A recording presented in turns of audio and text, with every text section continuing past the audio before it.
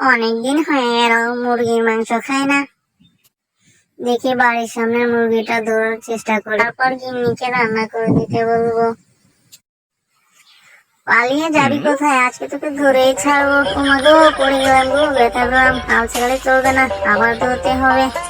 দেখি ধরা যায় কিনা। এই ধরে বসছি তারা একটু, এই তো ধরে বসছি মুরগিটাকে। অনেক জ্বালিয়েছিস, এখন তো ধরা পড়লি অবশেষে। দেখ কেমন লাগে।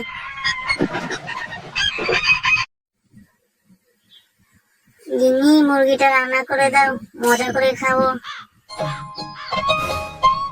ঠিক আছে, হ্যাঁ দ্রুত দাও তো, জিভে জল চলে আসলো। অনেক মজা হয়েছে গিন্নি, তোমার হাতের রান্না। মজা করে খেতে পারবো, অনেক মজা হয়েছে। আর একটু দাও, দাও বেশি করে খাই, বেশি করে খাই। অনেকদিন খাই না তো, বহুদিন পরে খাচ্ছি তো, বহুত ভালো লাগতেছে গিন্নি। অনেক মজা হয়েছে। মা পেটে ব্যথা করতেছে, কি ব্যাপার? পেটে ব্যথা করে কেন? পেটটা তো মোচড়াচ্ছে, ডাক্তারের কাছে যেতে হবে নাকি আবার? দেখি, ডাক্তারের কাছে যেতে হবে, দ্রুত ডাক্তারের কাছে যাই।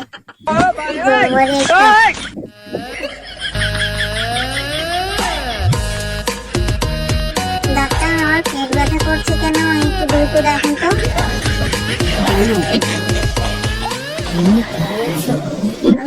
মাংস দিয়ে ভাত খেয়েছি, তাহলে পেরে দাও, ঠিক হয়ে যাবে।